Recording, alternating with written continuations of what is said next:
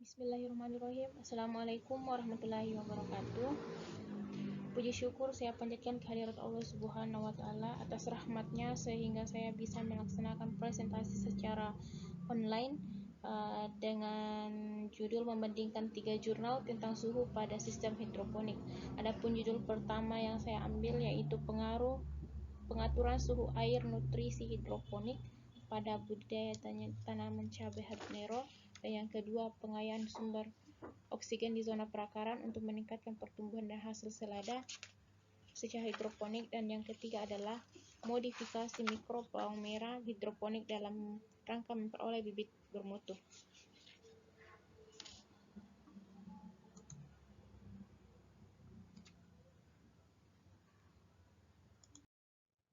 Langsung saja, jurnal 1. Permasalahan yang sering timbul adalah suatu suhu perakaran yang terlalu tinggi sehingga perlu dilakukan pendinginan di daerah perakaran. Nah, dengan hal tersebut, maka dalam proses perjalanan tersebut tentu saja air terpapar sinar matahari sehingga akan terjadi peningkatan suhu. Pada budidaya tanaman cabai secara hidroponik, permasalahan yang sering timbul adalah suhu perakaran yang terlalu tinggi sehingga perlu dilakukan pendinginan daerah perakaran. Maka metode yang digunakan adalah perhitungan data suhu air nutrisi taraf tanpa perlakuan atau pengaturan suhu nutrisi P0, yaitu penanaman cabai di dark bucket tanpa pengaturan suhu dan monitoring, dan pengaturan suhu air nutrisi P1 atau penanaman cabai di dark bucket dengan dilengkapi dengan resumsi L280. Suhu diatur pada suhu 20-25 derajat Celcius pada siang hari. Rata-rata pertambahan tinggi tanaman, pertambahan jumlah daun, umur berbunga pertama, dan berat buah setelah panen pertama menunjukkan hasil baik pada pertumbuhan tanaman yang diberikan pengaturan kontrol atau P1, di mana terdapat perbedaan rata-rata sekitar 6 derajat Celcius antara P0 dan P1. Hal ini diduga suhu di daerah perakaran mempengaruhi serapan unsur hara. Semakin tinggi suhu di daerah perakaran atau suhu air nutrisi, maka semakin terhambat proses penyerapan unsur hara dari media ke akar. Nah, seperti proses difusi dari permukaan media menuju akar yang terganggu. Adapun kesimpulan dari jurnal pertama tersebut adalah penurunan suhu air nutrisi penanaman hidroponik mempengaruhi pertanaman tinggi tanaman pada umur 30-60 hari setelah tanam, pertambahan jumlah daun umur 30 dan 60 hari setelah tanam, umur berbunga, jumlah buah pertama, berat buah tanaman cabai habanero.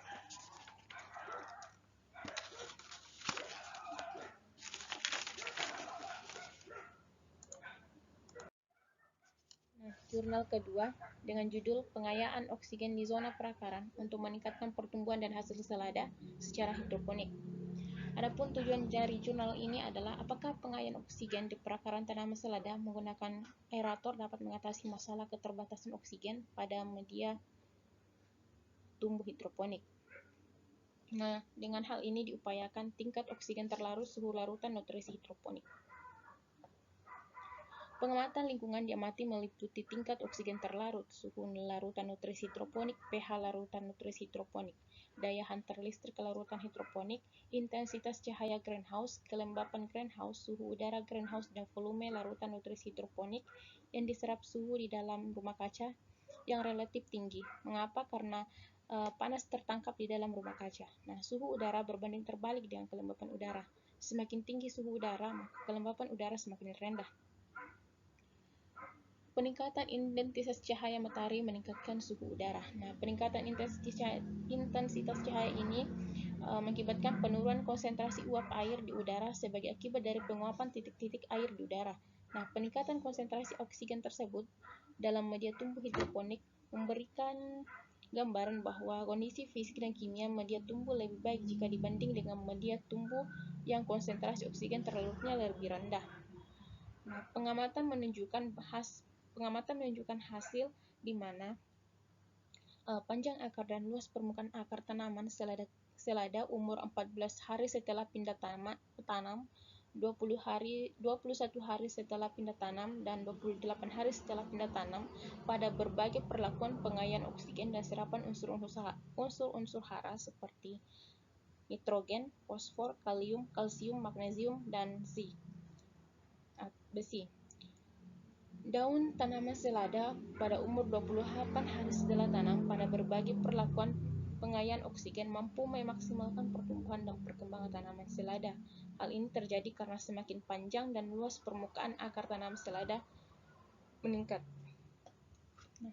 Adapun kesimpulan dari jurnal ini yaitu pertumbuhan dan hasil tanaman selada terus mengalami peningkatan sejalan dengan kenaikan tekanan aerasi dan konsentrasi oksigen terlarut dalam media tumbuh hidroponik pada hidroponik hingga 12,23 mg per liter sehingga mempersingkat waktu panen tanaman selada yang tadinya dipanen 28 hari menjadi 14 hari dan kemampuan tanaman selada keriting untuk mengakumulasikan NPK, Ca, Mg, dan Fe dalam jaringan daunnya terus mengalami peningkatan sejalan dengan bertambahnya tekanan aerasi maupun konsentrasi oksigen terlarut dalam media tumbuh hidroponik hingga tekanan aerasi sebesar 0,012 MPa dan konsentrasi oksigen terlarut sebesar 12,23 mg per liter.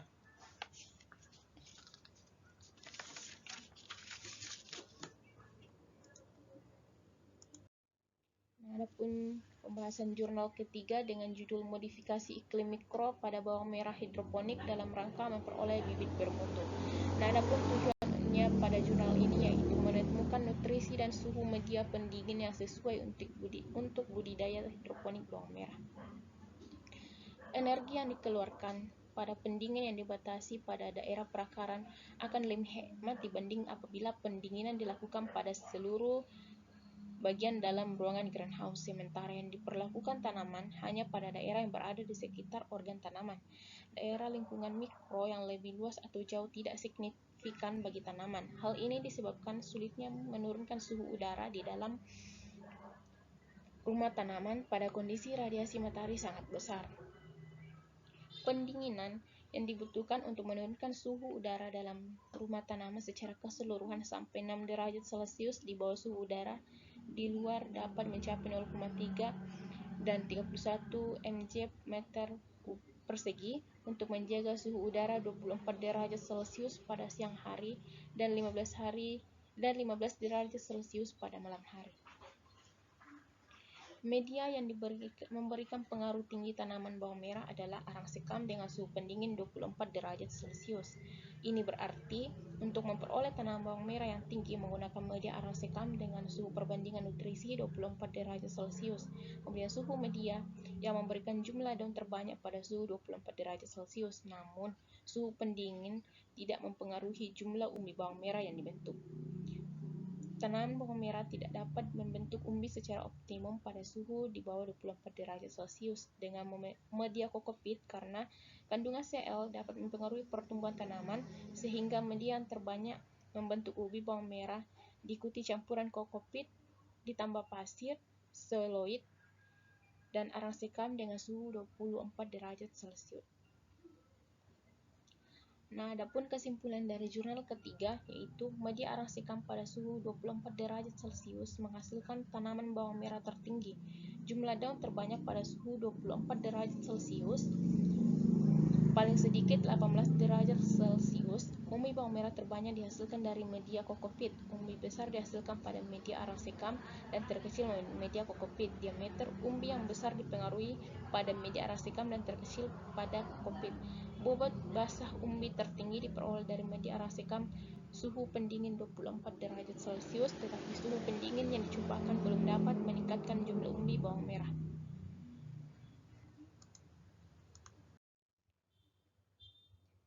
Kesimpulan dari ketiga jurnal ini. Dari tiga jurnal memiliki tujuan sama, untuk mencari suhu media sebaran untuk perakaran yang dapat meningkatkan pertumbuhan dan produksi tanaman.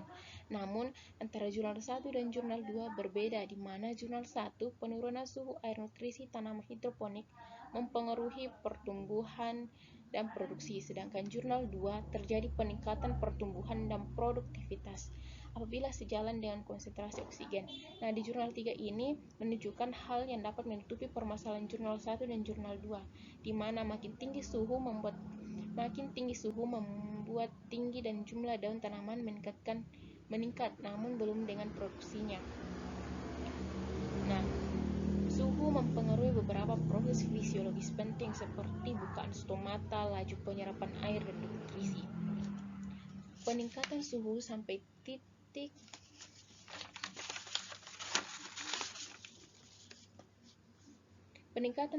sampai titik optimum akan diikuti oleh peningkatan proses di atas.